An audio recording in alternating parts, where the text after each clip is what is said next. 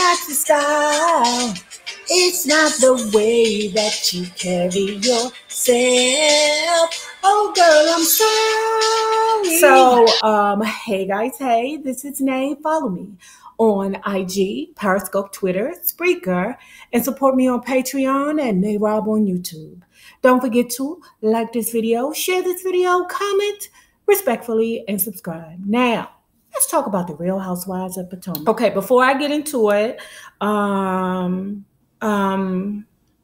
this is Holly Grove by Super. It's her crayon case. I think it's a little too bright for me, but it is what it is. Anyway, the show opens up where it left off last week when they were at Robin and Giselle thought that they was going to come through and be with the shit. And Karen was like, oh, no, ma'am. What you're not finna do is grandstand here on my platform. What you won't do is come in here and use my event to be a whole ninja in my event. That's what you won't do. Because y'all know I'm a team Karen Huger, only because she's standing her bullshit. And I like a woman who can look you in your face and be like, yes, I am the president of the United States. And don't blink. I love a hussy like that. They can just lie in your face and the whole world know you a damn liar, but you still continue to lie. But Sharisi has been my MVP for the past couple of episodes. Now, let's see. What happened was Sharisi and the young lady Ashley had went out front. I don't know what it is with the Real Housewives of Potomac. Their thing is, oh no, what you won't do is act a whole ninja in here, but you can act a ninja out front. So Sharisi went out front. Sharisi and Ashley went out front with Giselle and Robin, you know, after they got kicked out. And Sharisi came out to figure out what was going on. Hey, what's the problem? You know, why are you out here and not in there? Then all of a sudden it turned from Karen. Okay, I don't like how Karen handled things, to Sharisi, you too, I got a problem with you. Sharisi was like, oh, bitch, that's what you're not going to do. What you're not going to do is come for me. Girl, watch the back of my head get small. And, you know, her escort, you know, Sharisi, I don't know who you fooling with that man standing right there. You know, goddamn well, you hired that man. You hired that man to walk around with you, girl. You better not do it. Don't you do it. You know, you call 1-800-ESCORTS of DC, goddamn it, because that is not, you know, not that you can't get it, because I do say Sharisi has like a older lady, sexy appeal to her. And plus, she got them worm lips like me, so I like her. Plus, her weaves is outstanding. I don't know where she getting her weaves from. It can't be Karen Huger's weave thing, because Karen's, you know, wigs be look. I don't know. That Monique just posted like not too long ago on social media. She clarified some things because, you know, they was going in on her because they was saying that, okay, I wrote the checks to Icon Enterprises before this event today. This is what Monique was saying. And Monique was actually the person to say, well, listen, let me clarify some things.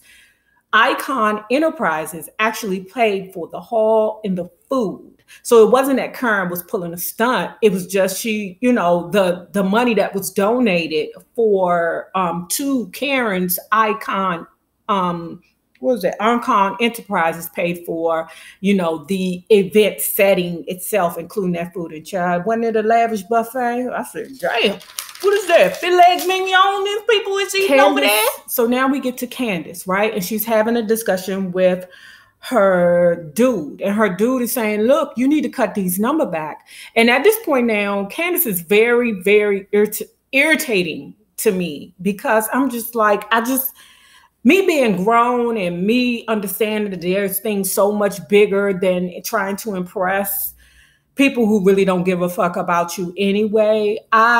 You know, it's hard for me to tolerate her.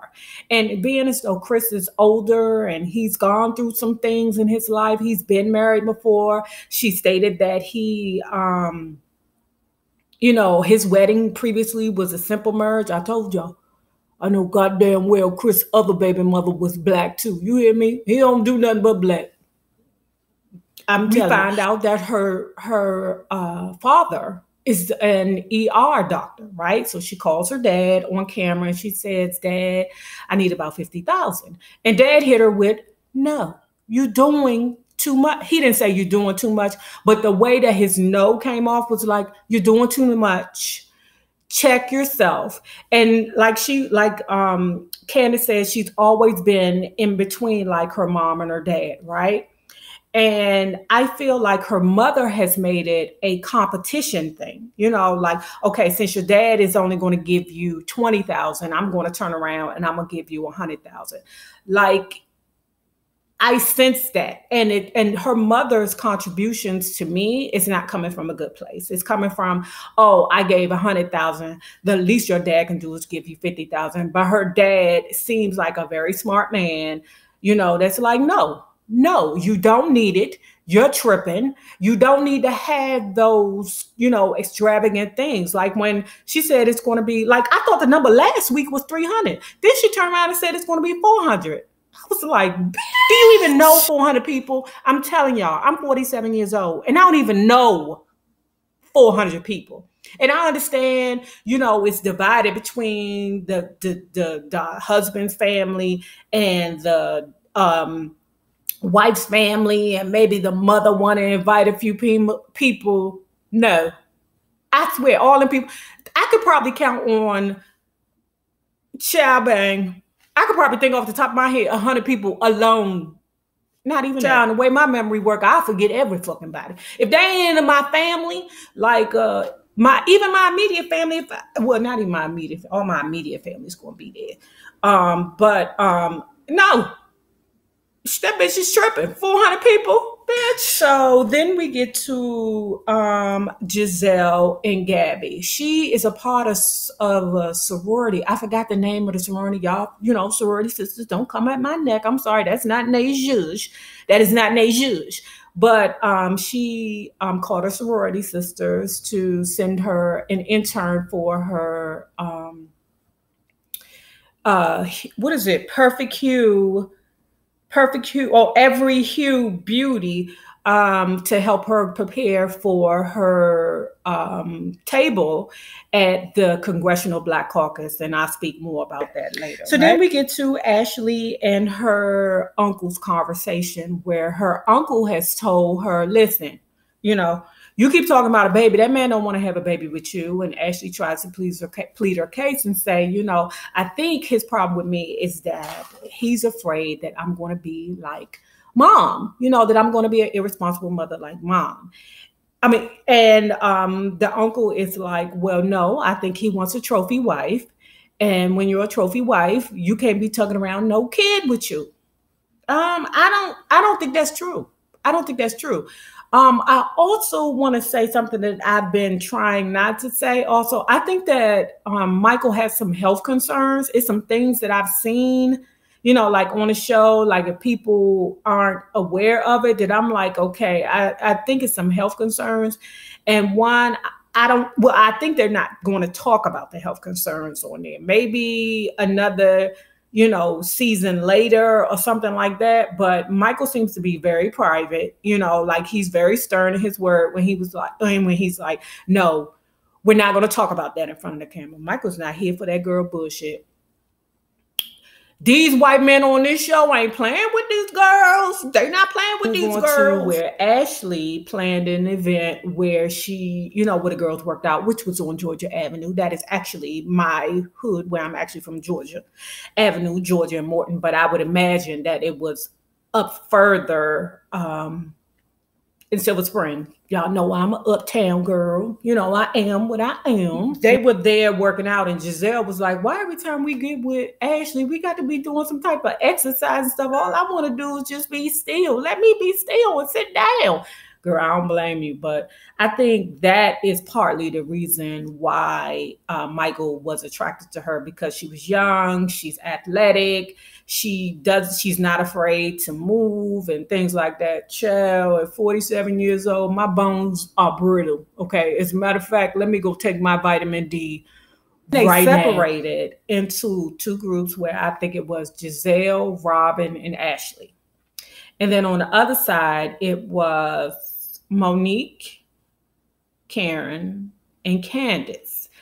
And they were explaining their perspectives about what happened at Karen's event and how, they feel well, Robin and Giselle always feel backstabbed. You know, everything is about them. Everything is because you don't like me. Everything is because you're not loyal to me. Everything is always, with to them, everything is about a bad motive. Let me tell you something. If you think negatively in life, everything that happens around you is going to be negative. Everything. You will never see the light in a situation because your mind is already set in negativity. And that's all I have to say about them Hudgies because they get on my goddamn So then nerves. Let me add on to this with Giselle, right? Giselle has said, I don't care about Sherman's horse-faced ex-wife. If you don't care, why would you even mention what she looks like? Why would you even say things like, it's hay, her hay, what did she say? Oats eating, something referencing that she looks like a horse. Now, y'all know I'm sensitive because I have been told that I look horsey. It is what it is. But I'm going to say this about Karen. I really just don't understand why is it such a big deal that she invited both girls, because it wasn't about Sherman. The entire event was about Alzheimer's, not about Sherman. Who cares? It's so that we can get 2 checks instead of 1. So you mean to tell me I'm supposed to invite one girlfriend over the other? And come to find out that Karen's been knowing what's her name? Sherman's ex-wife longer than Giselle. So Giselle should feel stupid. In her mind, she's like, I've been knowing you longer. No, you haven't, bitch. No, you haven't. Then we get to Sharithy and Robin. And I told y'all that she's my MVP right now because she's like, basically, don't play with me. This show is here because of me, bitch. And if you keep fucking with me, what we will do is terminate your ass. Because I believe Sharithy has a lot of power on that show. I really do.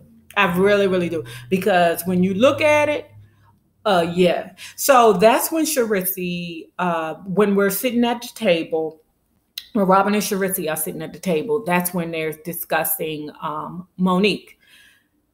Robin, again, I don't know what's wrong. She's so immature, and she just comes from an ugly place, like an ugly place. And I just be like, how could somebody so beautiful be so freaking ugly in their soul? Like, she's like, I just feel like Monique is using you.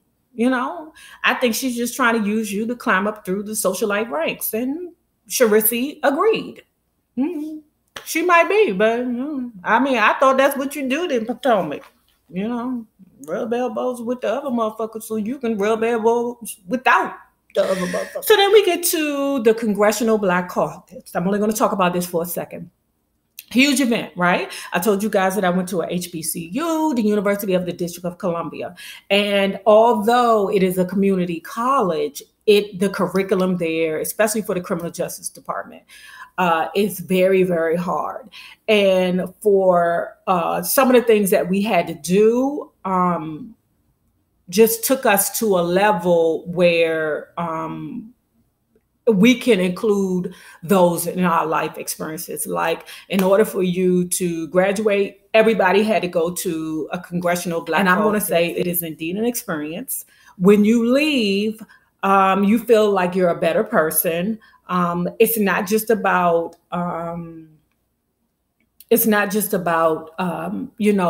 setting up tables and selling stuff. You actually meet people that are making power moves in politics, up and coming people that are making moves in politics. In fact, one of our mayors or one of our seat holders in DC actually went to UDC with me. He was a political science person. I forget his name, but it don't matter, child. It don't matter. I don't know. But the Congressional Black Caucus is definitely an event. I encourage anyone that is from the DMV, if they ever come up, please look for it and please attend. It is definitely an event. You will meet power players there. It's about networking. It's about, definitely positivity. talking about that. I can't believe that hussy Robin. Robin must be the bad guy of the show. You know, where Robin and what's her name? Giselle are fighting for the bad guy of the show. But the way that Robin acted at the Congressional Black Caucus was absolutely deplorable. You hear me? Yelling and calling her a liar at that event. Let me tell you something. Them people be down there. I'm not saying they be in ball gowns, but when black folk act their best, it's at the Congressional Black Caucus. I'm ashamed of Robin. I am absolutely ashamed. Not for lazy moms. Monique, you know, flew her brother in from California, and he's going to help her with it. And the brother was like, you definitely need to make sure that you have your full idea and concept visible. These aren't his words, but your full idea and concept clear, because people are going to look at you with the side eye like, what do you mean not for lazy moms? And you sitting up here in this lavish home. Who the fuck is you? So then we get to the end where Chris and Candace are having a fight or a dispute or something, because last night she made it. First of all, the build up to it pissed me off so bad, because I'm like, she was like, you know, that was a horrific word that you called me. And I'm saying to myself, I know he ain't called her ninja. I know he ain't called her that, because I'm sure he got ninja kids with the other, you know, baby mama or the ex-wife. I'm sure that, you know, they have this sensitive, emotional thing where she put her ring on the table and, you know, they going through the fight, the camera's there. She was like, you called me what everybody has called me, you know, and I just, it hurts and things like that, child. And it was all because she told him to hold her things while I go to the bathroom. Bitch, why you can't take your purse in the bathroom with you? This is you trying to, you know, exude your power, because I'm sure it's lipstick in your purse, bitch. I'm sure it's makeup in your purse because you want to touch it up.